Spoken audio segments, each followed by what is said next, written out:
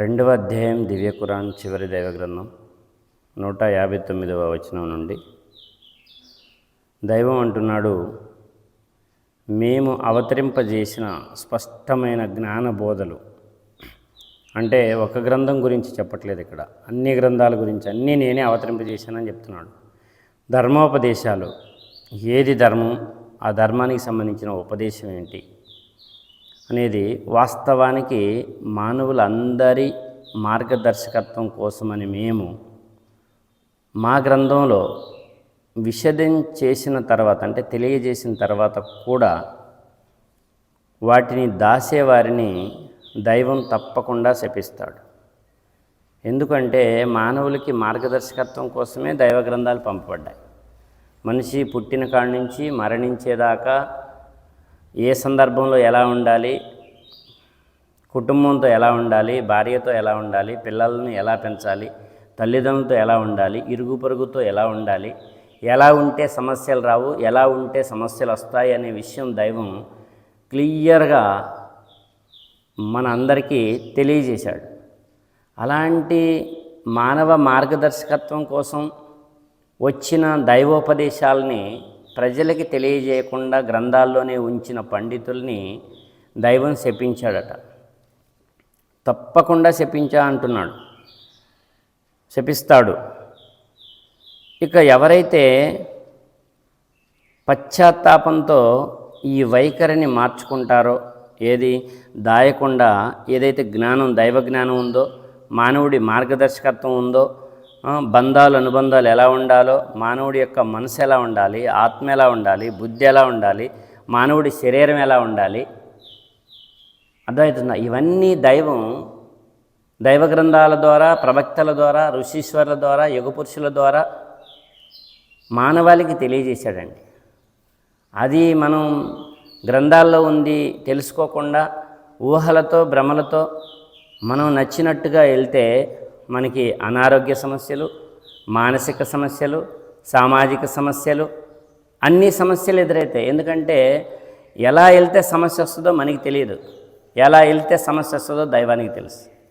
ఎలా వెళ్తే సమస్య రాదో మనకి తెలియదు, ఎలా వెళ్తే సమస్య రాకుండా ఉంటుందో దైవానికి తెలుసు. కాబట్టి దైవమే మనల్ని పుట్టించాడు, దైవమే మనల్ని నడిపిస్తున్నాడు, దైవమే మనకి మార్గదర్శకత్వం కూడా చేసేది. అప్పుడు బాగుంటుంది కదా.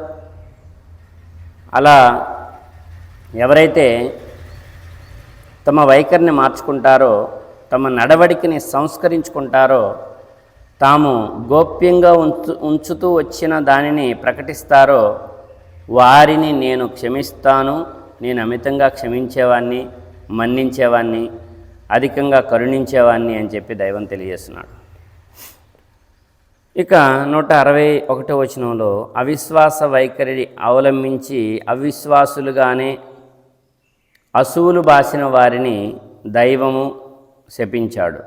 ఆయన దూతలు శపించారు, మానవులందరూ శపిస్తారు. చూసారా,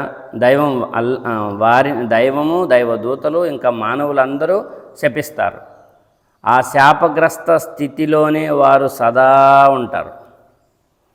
వారి శిక్షను తగ్గించటం కానీ, వారికి మళ్ళీ ఏదైనా వ్యవధి, మళ్ళీ భూలోకానికి పంపించే వ్యవహారం కానీ ఇవ్వటం జరగదు. అలాంటి ఆలోచనే లేదుగా. ఒకేసారి మానవ జీవితం, ఈ మానవ జీవితం చాలా గొప్పది. ఈ మానవ జీవితం దైవం ప్రసాదించింది. మనిషి తనను తాను సంస్కరించుకుంటూ, తన కుటుంబాన్ని సంస్కరించుకుంటూ, సమాజాన్ని సంస్కరించుకునే వారికి గొప్ప సాఫల్యం ఉంది అని అంటున్నాడు.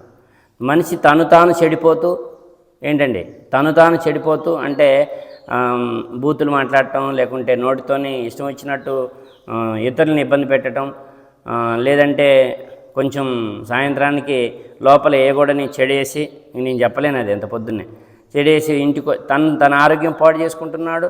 అది లోపలేసిన తర్వాత ఇంటికి వస్తే భార్య భయపడుతుంది, పిల్లలు భయపడుతున్నారు. అంటే తను నాశనం అవుతున్నాడు, తన కుటుంబాన్ని నాశనం చేస్తున్నాడు. తర్వాత పక్కనో లేదనంటే వాళ్ళ మీద గొడవకు పోతాడు, తన సమాజాన్ని కూడా నాశనం చేస్తున్నాడు. ఇలాంటి వారిని ఫస్ట్ దేవుడు శపించాడు.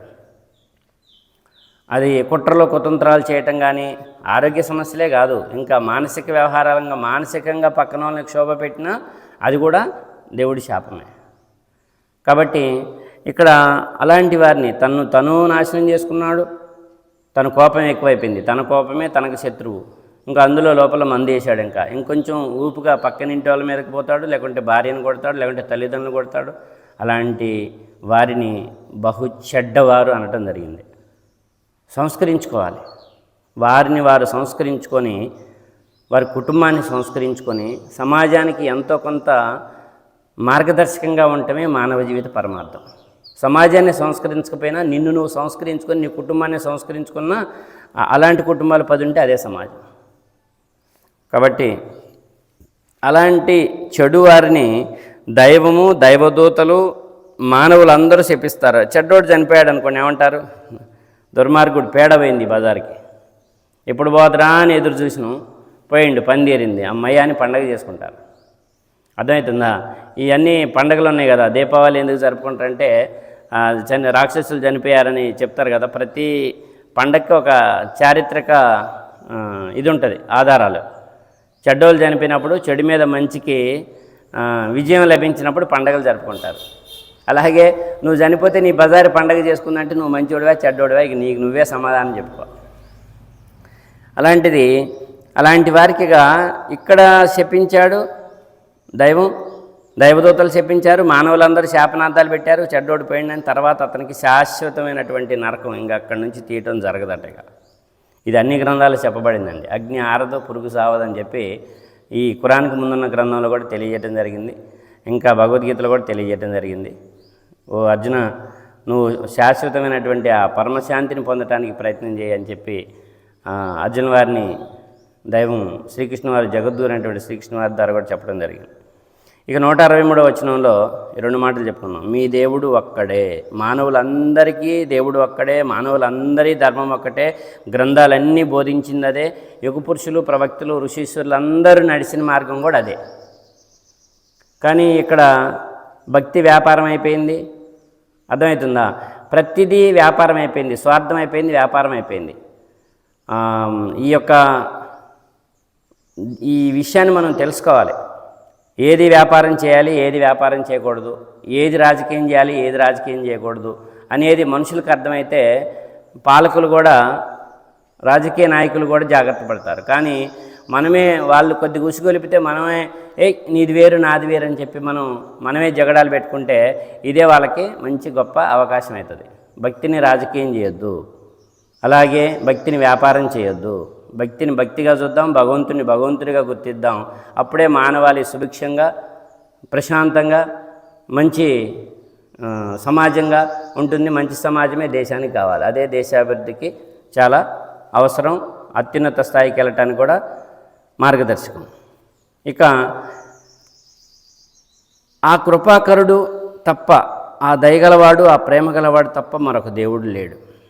ఈ విషయం గ్రహించడానికి మీకేమన్నా భూమి ఆకాశాల నిర్మాణంలో ఉదాహరణలు ఏమైనా అవసరమైతే సూచనలు కావాలంటే, రేయింబవన్లు ఒకదాని వెంట ఒకటి నడిచే నిరంతర పయనంలో ప్రజాబాహుళ్యానికి ఉపయోగపడే వస్తువులు మోసుకుంటూ నదులలో, సముద్రాల్లో సంచరించే ఓడలలో, పైనుంచి దైవం కురిపించే వర్షపు నీటిలో, తద్వారా ఆయన మృత భూమికి ప్రాణం పోస్తాడు.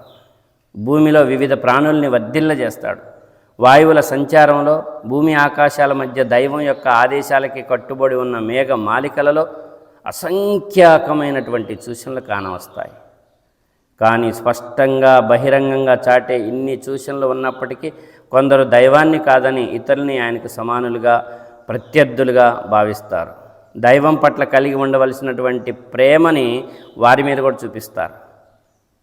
విశ్వాసులు కానీ అన్నింటికంటే అధికంగా దైవాన్నే ప్రేమిస్తారు. సర్వశక్తులు, సర్వాధికారాలు దైవం గుప్పెట్లో ఉన్నాయని, శిక్షించటంలో కూడా ఆయన చాలా కఠినుడని అప్పుడు అర్థమయ్యే కంటే, శిక్షపడ్డాక అర్థమయ్యే కంటే ఇప్పుడే అర్థమైతే ఎంత బాగుంటుంది అని అంటున్నాడు.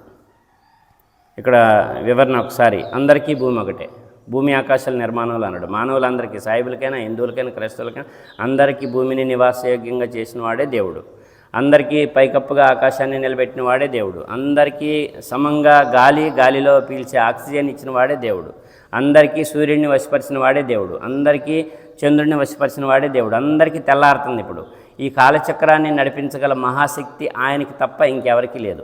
మళ్ళీ సాయంత్రానికి పొద్దుగూకుతుంది. ఈ పొద్దుగూకటం, ఈ చీకటి పట్టడం, ఈ వెలుతురు రావటం అనే ఈ కాలచక్రాన్ని నడిపించగలిగే శక్తి ఎవరికైతే ఉందో ఆయన్ని దేవుడంటే, దేవుడిగా నమ్మితే ఈ శక్తి ఎవరికి లేదు, ఆయనకు ఒక్కడికే ఉందని నువ్వు నమ్మితే నువ్వు దేవుడిని తెలుసుకున్నట్టు, నువ్వు జ్ఞానవంతుడివి. అలాగే ఇది తెలియటానికి నిన్ను తల్లి గర్భంలో నీటి బిందువుగా చేర్చి, తల్లి గర్భంలో నెల నెల బయటకు వచ్చి ఒక చెడు నెత్తుర్ని పోగు చేసి ఒక మానవుణ్ణి చెడు నీటి బిందువుతో, చెడు రక్తంతో ఒక అద్భుతమైనటువంటి శిశువుగా తల్లి గర్భంలో సాయిబులనైనా, హిందువులనైనా, క్రైస్తవులనైనా తల్లి గర్భంలో నీ యొక్క రూపురేఖల్ని తీర్చిదిద్దిన వాడే. నీ కళ్ళు ఎక్కడ ఉండాలి, నీ చెవులు ఎక్కడ ఉండాలి, నీ చేతులు ఎక్కడ ఉండాలి, నీ కాళ్ళు ఎక్కడ ఉండాలి, నీ బ్రెయిన్ ఎక్కడ ఉండాలి, నీ గుండె ఎక్కడ ఉండాలి, నీ ముక్కు ఎంత ఉండాలి, అర్థమవుతుంది. నీ కన్ను సైజ్ ఎంత ఉండాలి, నీ చెవు సైజ్ ఎంత ఉండాలి, నీ ముక్కు సైజ్ ఎంత ఉండాలి, నీ చేతుల సైజ్ ఎంత ఉండాలి, టోటల్ నీ బ్రెయిన్ సైజ్ ఎంత ఉండాలి, నీ గుండె సైజ్ ఎంత ఉండాలి. నీ తల్లి గర్భంలోనే నిన్ను తయారు చేసిన మహాశక్తిమంతుడు, మహోన్నతుడు, ఈ భూమి ఆకాశాల యజమాని భగవంతుడు ఒక్కడే అని తెలుసుకున్నవాడు మాత్రమే జ్ఞాని. ఆయన చూస్తున్నాడని పాపాలకి దూరంగా ఉండి మంచిగా తనను తాను సంస్కరించుకుంటూ మంచి కుటుంబాన్ని, మంచి సమాజాన్ని నిర్మించి సమాజానికి, కుటుంబానికి ఆదర్శంగా ఉన్న వాళ్ళ జీవితమే ధన్యం అవుతుంది.